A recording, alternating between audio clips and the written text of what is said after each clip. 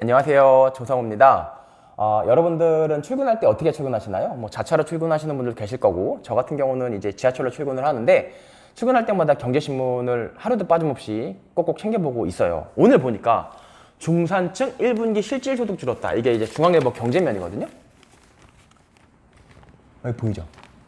중산층 1분기 실질소득 줄었다라고 해가지고 이렇게 쭉 이제 돈 많은 사람부터 돈 없는 사람까지 1분위부터 5분위까지 나눠가지고 이 실질소득을 얘기하고 있는데요. 여기 보면 어떤 핵심을 우리가 한 두세 개 정도 파악할 수 있어요. 첫 번째는 소득이 준다는 건 굉장히 위험한 신호예요. 굉장히 위험하다? 뭐 평가에 따라서는 조금 글쎄요. 사실 저는 굉장히 뭐 이런 말 별로 안 좋아해요. 지금 저도 모르게 썼지만 좀 자극적인 단어는 약간 굉장이라는 건 평가잖아요. 사람에 따라서 뭐가 굉장인지는 몰라요. 근데 그러니까 사람을 호도하기 쉬운 거죠. 내가 예컨대 이런 거 말하고 싶어. 야, 너네들 큰일 났어. 아파트값 더 떨어질 거야 라고 얘기하고 싶으면 굉장히 엄청나게 막 이런 말을 써요. 그리고 아파트값이 막 떨어지지 않아. 그대로 유지될 거야 라고 호도하고 싶으면 같은 걸 보고도 그냥 굉장히 위험하다고 하지 않고 이거는 좀 어떤 의미 있는 신호 또는 그냥 이건 위험할 수 있습니다. 요 정도로 얘기한단 말이에요.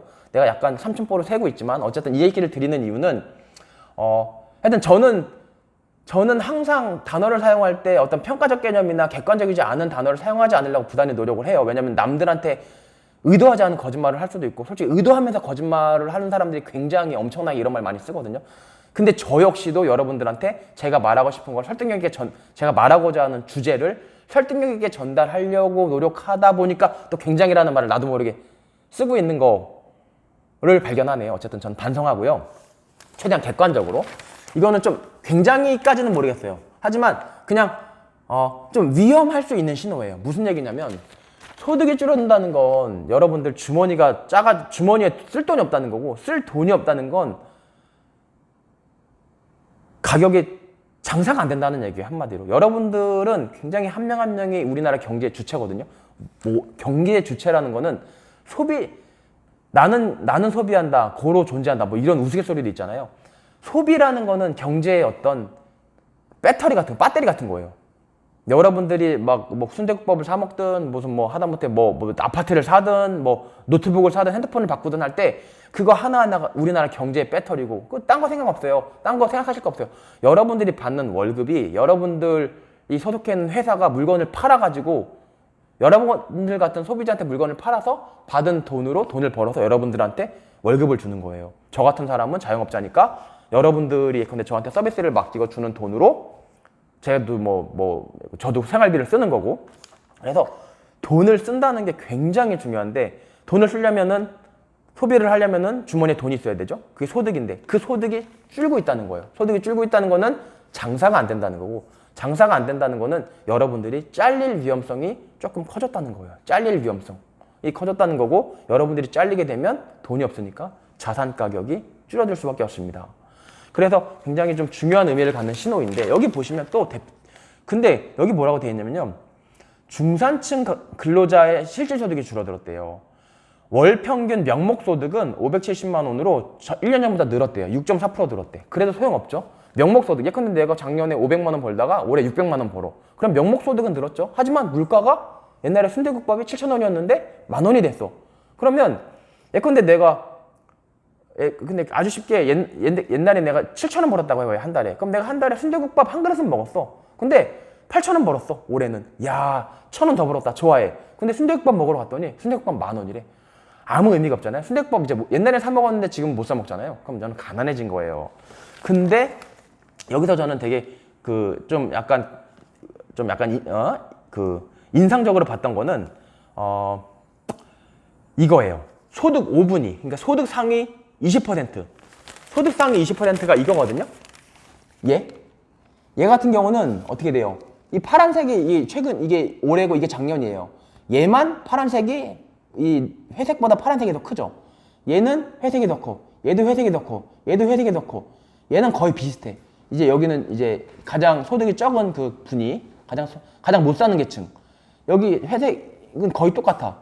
근데 제일 잘 사는 애들만 파란색이 더 크단 말이에요. 그러니까는 이거 보면 뭘 알 수 있냐면 아무리 경제가 어렵고 리세션 경제 침체다 금리 올린다 너희들 좀 고생 좀 해봐라. 해고도 많이 될 거야. 하면서 IT 기업들은 많이 해고하잖아요.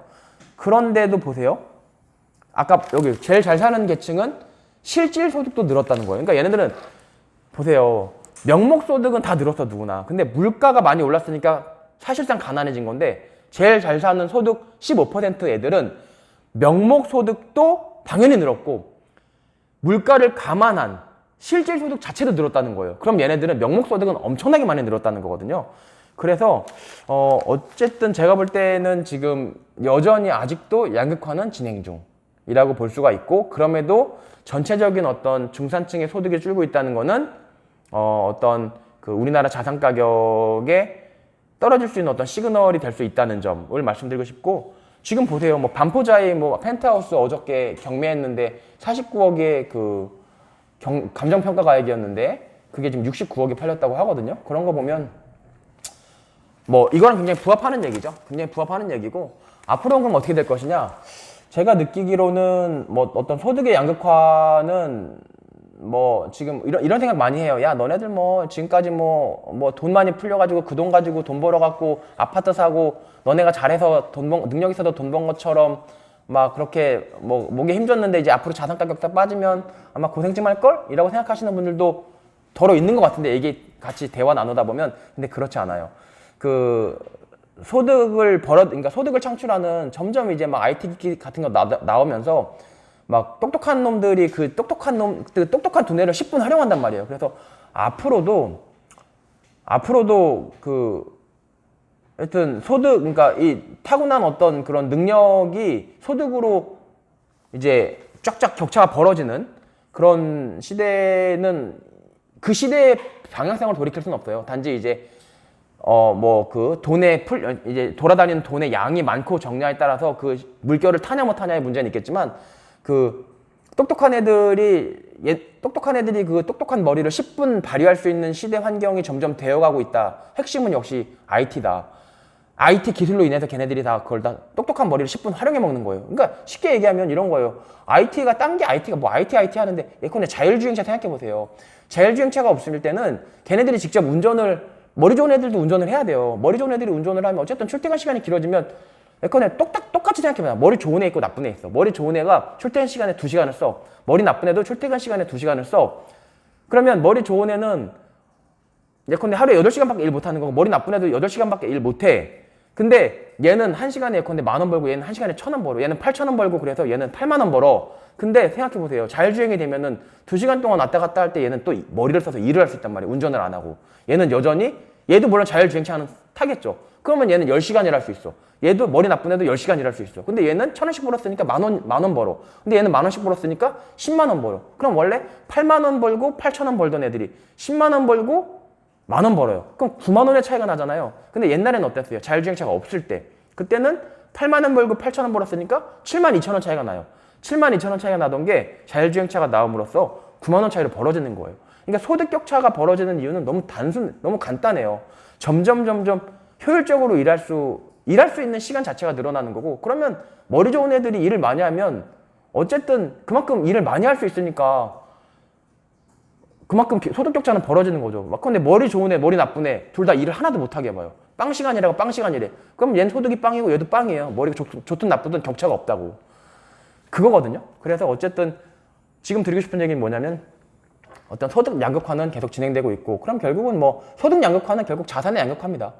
그 속도가 돈까지 많아지면 엄청나게 빨라지는 거고 이제 돈이 없으니까 옛날만큼 소득 격차가 막 확 벌어지는 그 속도는 다르지만 방향성 자체는 여전히 현재 진행형이고 앞으로도 진행할 것 같다라는 게 제 의견입니다. 네, 그럼 감사합니다.